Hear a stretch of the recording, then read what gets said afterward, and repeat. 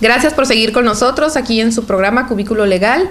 Seguimos con este interesante tema y retomando el segmento anterior, nos decía la licenciada que una vez que se inicia este procedimiento del juicio hipotecario, se le notifica al deudor precisamente que se inició este juicio en su contra y que es muy importante que se cerciore que la persona que va y le notifica es un actuario del juzgado y que esto lo hace mediante una credencial que se le otorga por parte del Poder Judicial y en ese momento pues le hace saber de que está siendo emplazado de ese juicio que se inició en su contra, de que tiene la posibilidad de él mismo quedar como depositario del inmueble, que quiere decir que siga habitándolo, lo sigue cuidando, está bajo su cuidado el inmueble, o bien en su caso, pues dejar que el acreedor quede como depositario del inmueble. Y nos decía que una vez que quede emplazado incluso puede tener acceso al expediente físico en el momento. Si no tuviera este acceso, pues ¿qué puede hacer esta persona? ¿Puede acudir al juzgado? ¿Puede ir con usted y decir, bueno, me emplazaron, pero no pude ver el expediente? ¿O qué se tiene que hacer para esos casos? Bien, el demandado, como cualquier justiciable, pues tiene los recursos ordinarios, ¿no?, a la mano. Correcto. Dependiendo el tipo de violación, pues es el tipo de recurso que puede elegir, ¿verdad? Pero yo lo que le recomendaría es que primero acuda al juzgado. Correcto. Finalmente, en el momento de la diligencia, se le deben entregar copias cotejadas por el secretario de todo el expediente.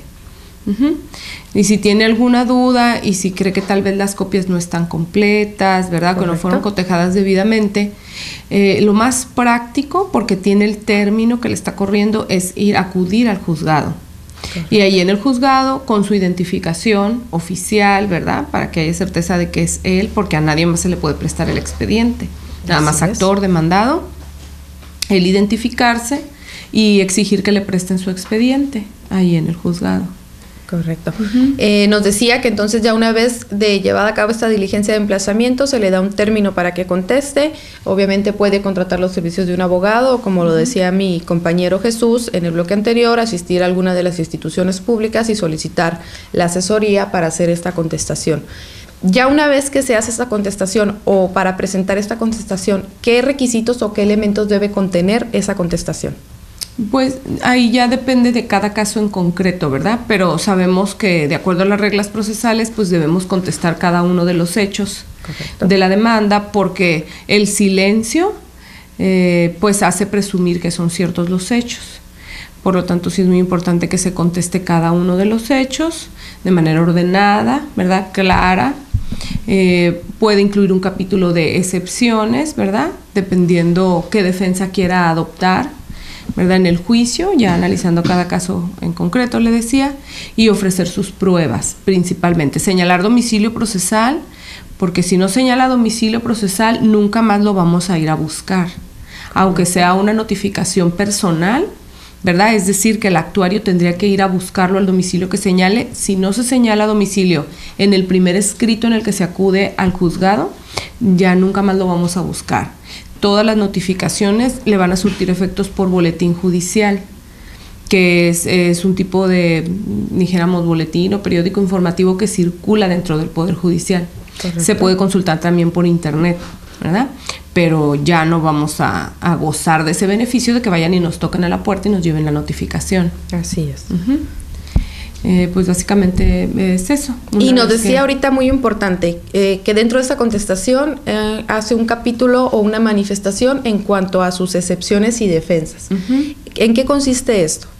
Pues es básicamente el argumento a través del cual intentamos destruir o el proceso o la acción, ¿verdad? Dependiendo cada caso es diferente, ¿verdad? Tiene sus propios elementos.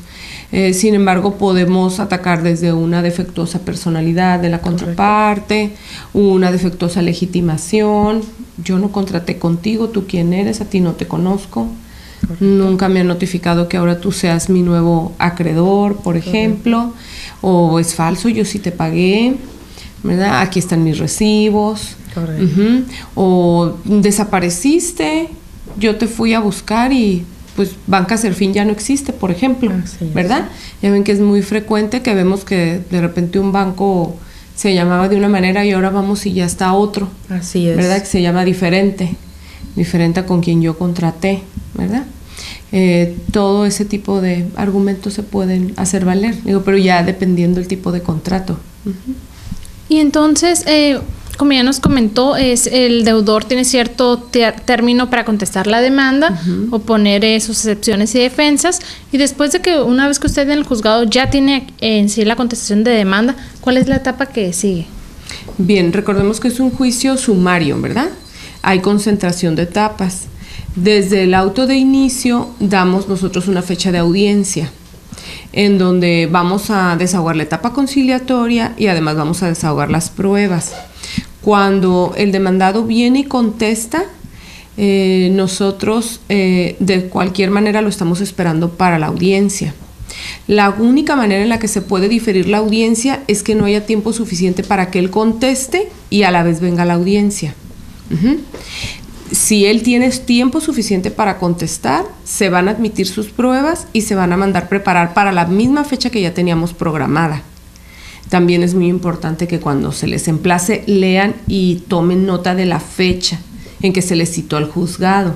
Correcto. Porque de lo contrario, si no vienen y si el término para contestar ya les pasó, entonces ya no hay justificación para no venir, están citados desde el emplazamiento. Entonces eso puede traer como consecuencia que se les declare confesos, por ejemplo, en una prueba ofrecida a su cargo. ¿Y qué significa que se le declare confesos en las pruebas ofrecidas? Bien, hay pruebas que diseñó el legislador para que declaren las partes, o sea, actor, demandado, ¿verdad? Una de ellas es la prueba confesional, en donde el actor o el acreedor le hace preguntas al deudor, ¿verdad? En el sentido, por ejemplo, si estamos hablando de un juicio hipotecario, pues que si contrató conmigo, que si le presté esta cantidad, que usted me otorgó en garantía hipotecaria tal inmueble y que usted a la fecha, a partir de tal momento, dejó de pagar, por ejemplo, ¿verdad?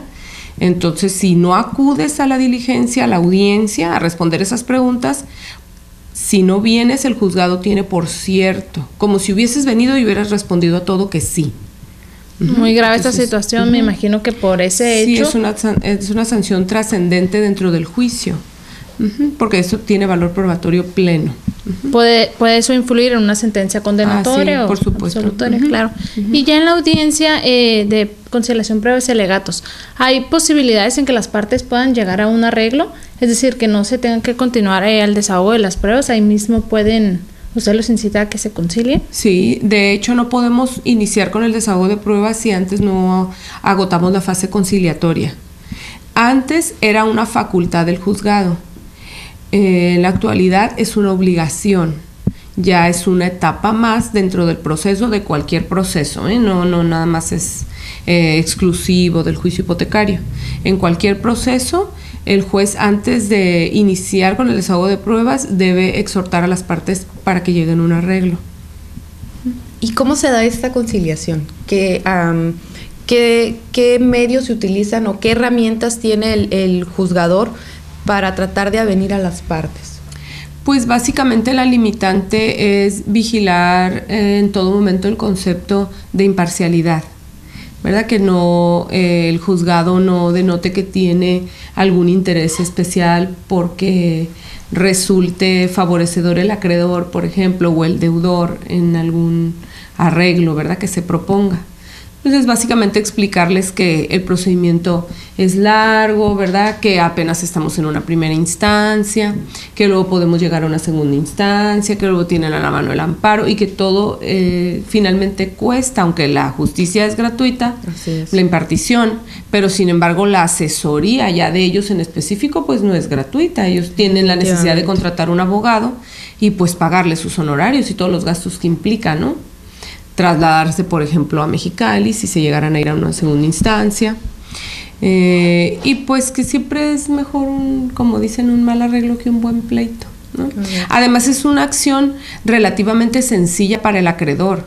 El acreedor lo que tiene que demostrar es que celebró el contrato y que el deudor dejó de pagar. Y finalmente, el que el deudor dejó de pagar es un hecho negativo.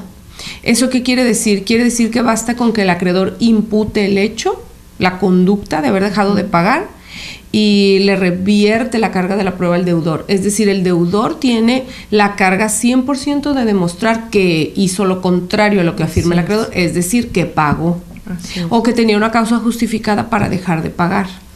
Entonces, si el deudor no viene o viene al juicio argumentando cualquier otra cosa menos que pagó, pues casi seguro que va a obtener una sentencia condenatoria. Correcto. O sea que entendemos por lo que nos acaba de comentar que en este tipo de juicios la mayoría de las veces es una sentencia condenatoria para el deudor, a menos de que pruebe con documentos, que él ya cubrió ese adeudo. ¿O qué más puede tomar en cuenta usted como juzgador para absolver a las personas que se encuentren en esta situación de perder su vivienda? Bien, es necesario revisar pues la legitimación, o sea que quien vino al juicio realmente es el que tiene derecho de venir al juicio reclamando el pago del crédito, ¿verdad? Eso es número uno.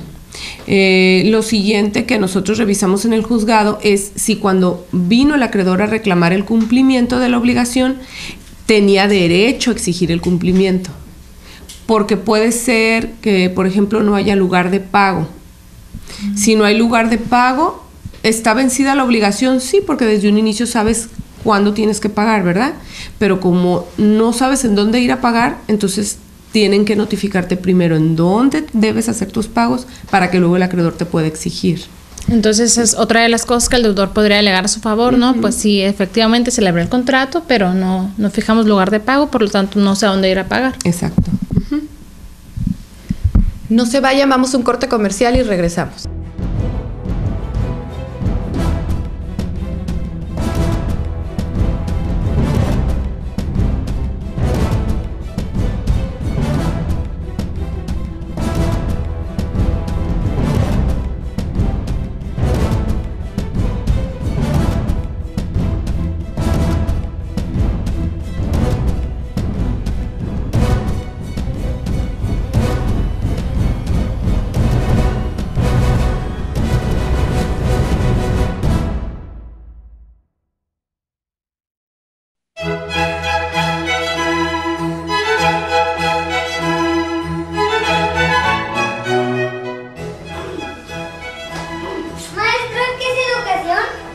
¿Ustedes qué creen que es educación? Tengo derecho a conocer mis derechos. Tengo derecho a que me eduquen sin violencia. Tengo derecho a que mis padres me eduquen respetando mis derechos. Tengo derecho a que me eduquen con amor. Tengo derecho a que mi escuela esté cerca de mi casa. Tengo derecho a saber que la educación es mi derecho. Poder tener muchos maestros en la vida, pero en mi vida tú eres mi único maestro. Enséñame con el ejemplo. En Círculo Infantil educamos a nuestros pequeños en base a los principios de atención, cariño y respeto. Infórmate y haz valer tus derechos.